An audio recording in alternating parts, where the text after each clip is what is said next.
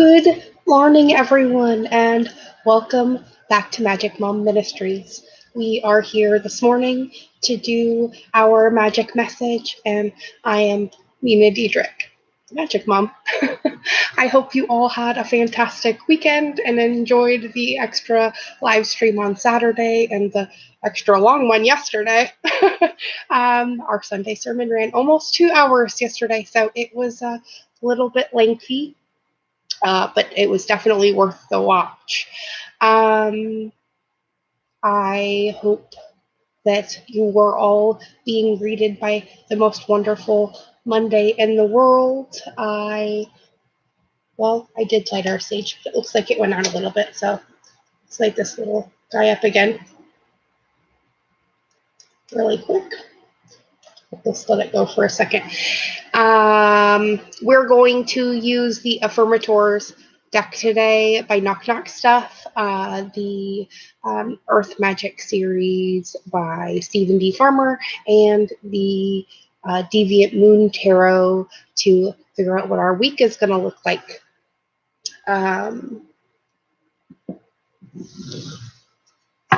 So it looks like we are getting ready to start the last book in the Conversations with God series too as well tonight. So make sure you tune in at 5 p.m.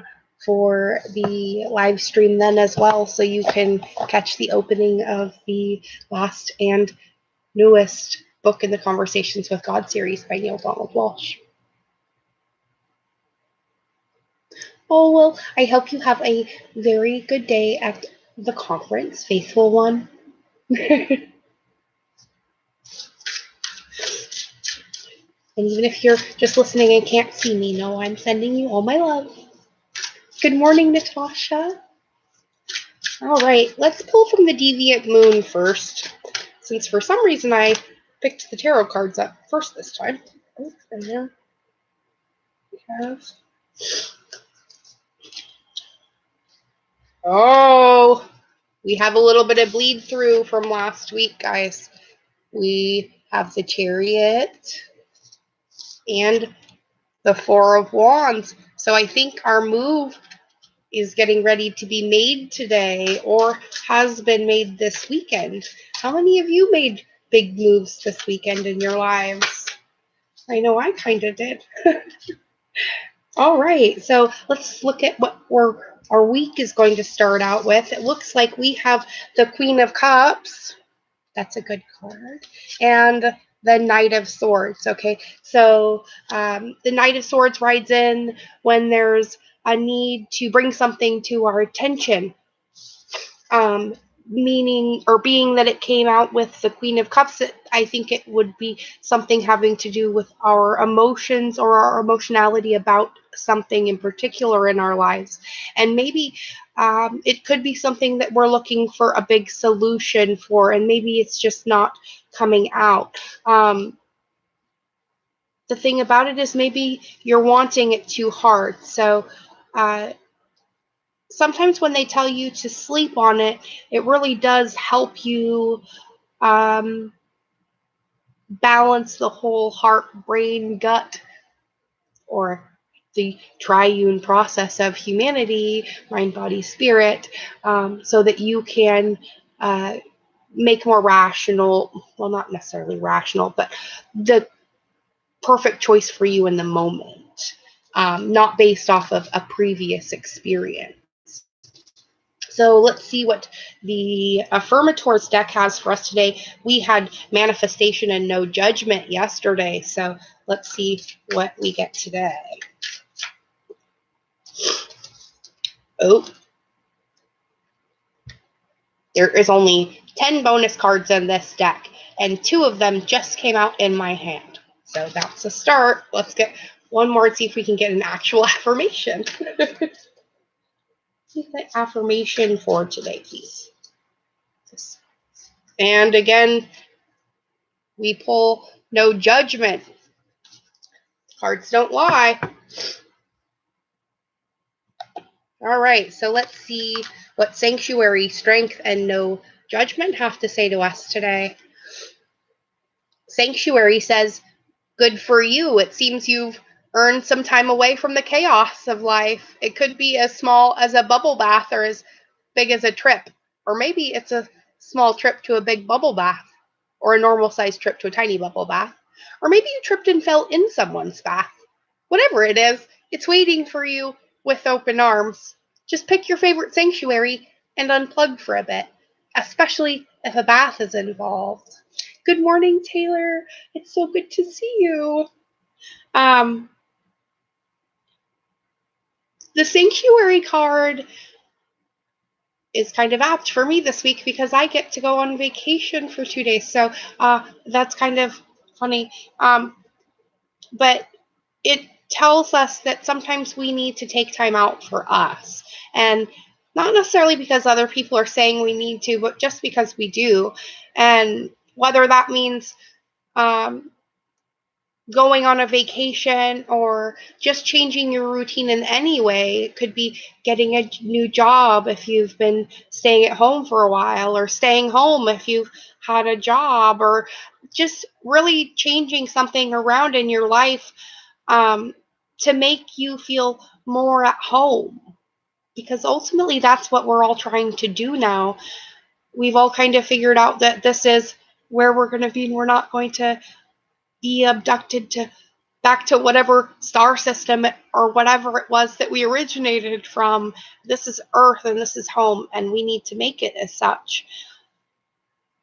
In a way to resemble how we really feel about the world we should live in, and not how other people tell us it should be. So that's partly where the strength card comes in. It says, you are hereby declared a strong, resilient warrior of heroic proportions. Enjoy your battles, whatever they are, because you're guaranteed to come through them stronger, brighter, and more compassionate. And based on what I know of mythology, probably with great hair and a six-pack. Because when we start living in our highest expression of who we are, our highest expression of who we are also comes out in our physicality, and that is what we start to resemble as well. So if you feel really bad about yourself, and maybe you're having a hard time losing weight, that's probably why. Look at how you're using your mentality against you. Are you telling yourself that you're never going to be able to lose weight, and you're always going to be fat, and nobody's ever going to like you, and blah, blah, blah, blah, blah? Or are you saying, I got this and I can do it? And my will is God's will. Remember? So don't let yourself use yourself as an excuse. But it's also about no judgment, because that's how we get to Joyville, right, guys? I release myself from any and all judgments. I find my inner critic, call it into my office, and tell it to take a vacation. As it leaves the room, I let out a sigh and begin to enjoy the joy of simply being. Who hired that guy anyway? So we're really starting to find the stability in our emotions. Well, it sounds to me, faithful one, like that seems to be where you need to be not focusing on the most then. If you keep saying, I judge everything, you're going to continue to judge everything. If you say, I approach all of life with an open, secure, and loving heart, instead, maybe you'll notice a difference. Try it out and let me see. Come back and tell me how it goes for you, okay? But no, I love you, judger or not. But we all do it. So don't beat yourself up about it. Let's see what Stephen D. Farmer has to add to our Deviant Moon and Affirmators cards. We have Reach. Something has broke the surface of our mind. We have Radiance. or the summer solstice card, the stone people, which is vigilance, and two more that just flew out on the floor. Give me 2 seconds while I grab those. Excuse my still stuffy nose. I am still recovering from this cold. Although all your loving support has definitely helped make it not so bad. All right, so we have Whale, the Breach card. Summer solstice. So something we started the end of summer is coming to culmination, and boy, is it making you radiant. Stone people, the vigilance card. Nothing is more wise than the rock upon which we stand.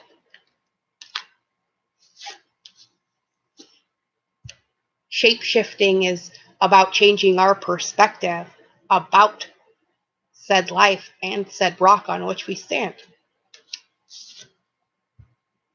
The ceremony card is about developing invocations to yourself, or in other words, affirmations that you use to keep you on the track you need to be on. Good morning, Nara Marie.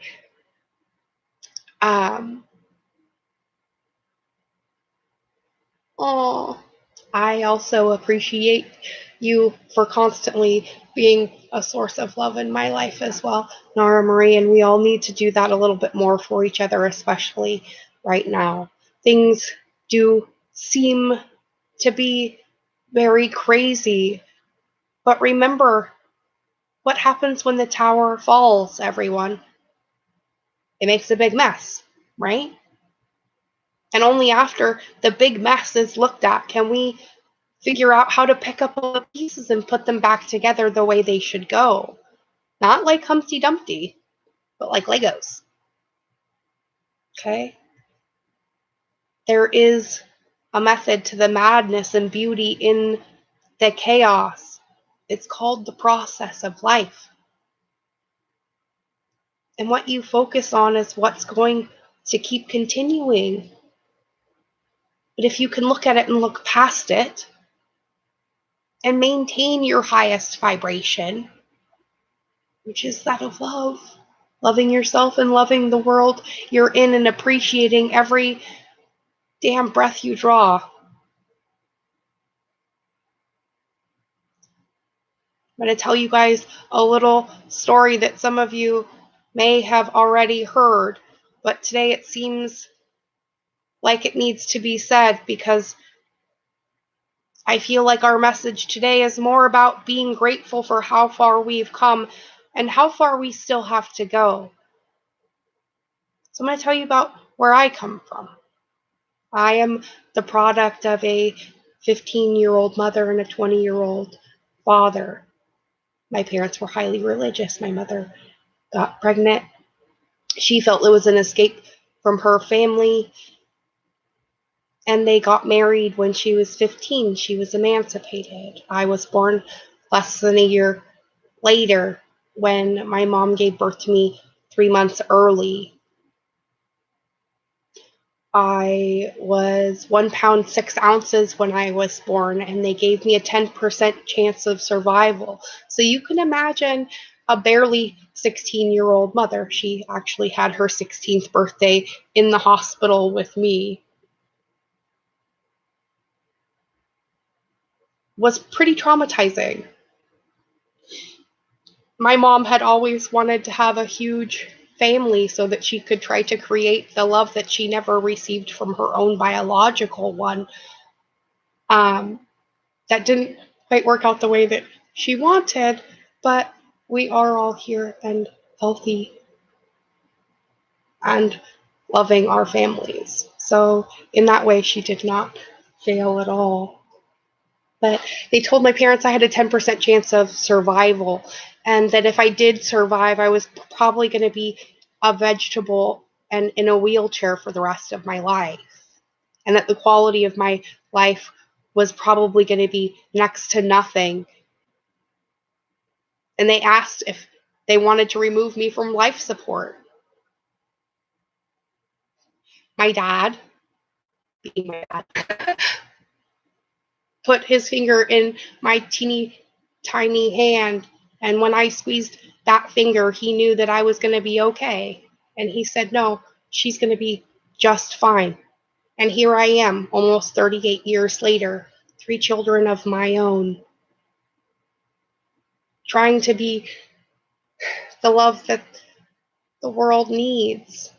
But first, I had to learn how to love myself through that process as well. And it's been hard. But don't ever let yourself, least of all, especially not someone else, tell you something can't be done. If there is a problem / opportunity, there's a solution. You just have to open your eyes a little bit bigger to see it sometimes. So, be vigilant about all the things that bring radiance to your life. They're going to be the things that breach the surface of your psyche so that you can shift and invoke the life that you want. And so you can stop just settling for the one you're being given. Let's start to create consciously, everyone. It's not that hard. And if you really think about it, you'll remember how. But again, it's about taking that frown and turning it upside down. Happiness and joy is the key to all life's problems. Look at them not as challenges, but opportunities for you to prove to yourself and to the world who and what you really are. Because who and what you really are is love. Translated, life. So let's live it. So on this Monday morning, for me and Magic Mom Ministries, we love, appreciate, and support everything you do. And I thank you so much for coming back yet again to support what I'm doing. And I hope to see you again at 5 o'clock tonight when we start the newest book in the Conversations with God series. I'm really excited about this one because it just came out last year. Hello, Awakening Within, and I'm sending it right back to you. Thank all of you for coming. And I'll see you at 5 p.m. tonight. Remember, because you're blessed, go out and be a blessing. You are one to me. Bye now.